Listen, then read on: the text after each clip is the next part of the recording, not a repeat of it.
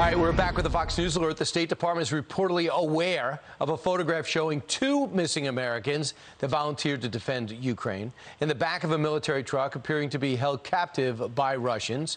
The department also confirms a third American is missing in action. These developments come as the European Union recommends Ukraine be granted candidacy status, which could be confirmed as soon as next week and put them on track to be a member of the European Union.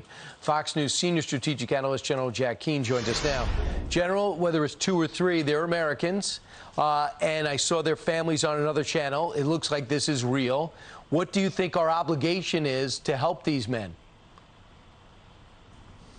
Well, I think, first of all, we haven't been able to confirm that they are captured. Certainly they're missing because they're not in contact with their families for sure. Evidently, on some Russian social media, there was a video, at least it appeared to be two Americans possibly being held captive because they were in handcuffs. I think what the State Department is trying to do here is through our embassy in Russia is confirm the fact that they do have the Americans. So the Russians haven't confirmed anything. The State Department hasn't been able to confirm anything. All we do know is that their loved ones in the States have lost contact with them, that's for sure.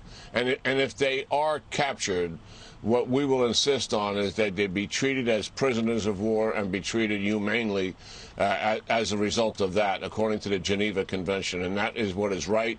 And hopefully, if they are captured, that is what the Russians will do. But we are dealing with the Russians, and we have to have certainly a frank understanding of how brutal and barbaric they have been towards the Ukrainian people and towards the Ukrainian military. Yeah, it's been unbelievable, some of these stories that have come out of there. So, General, I want to move on to what happened yesterday. European Union sent their presidents and prime ministers, Macron, Schultz, Italian Prime Minister Draghi, Romania even sent their president into Kiev to meet with President Zelensky. What was accomplished? Because I know with the Ukrainians say, good, we're not going to get pressured for a peace deal, but they also feel frustrated they're not getting the weaponry they need. What do you hear? Well, I think we're at a tipping point on the battlefield.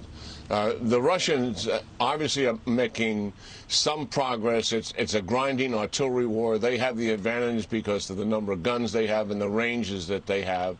The tipping point involves the Ukrainians have the skill, they've got the will, they've got the number of people to do it. What they need is the weapons to do it, and that means more artillery, more ammunition, more multiple rocket launchers, and by the hundreds, not by the scores, to be able to keep them in this fight. What Ukraine wants to do is go on the offensive because they know full well the Russians are reaching a culminating point just trying to take this one major city in the eastern part of the Donbass region. So that's where we stand on that battlefield. And the tipping point is weapons, ammunition. The visits by these countries, listen, France and Germany have been putting pressure on Ukraine to go to a ceasefire and to go to negotiations. So it's good news they got face-to-face with President Zelensky. I heard Macron say something that astounded me. He said, well, we're supporting Ukraine's desire for victory here.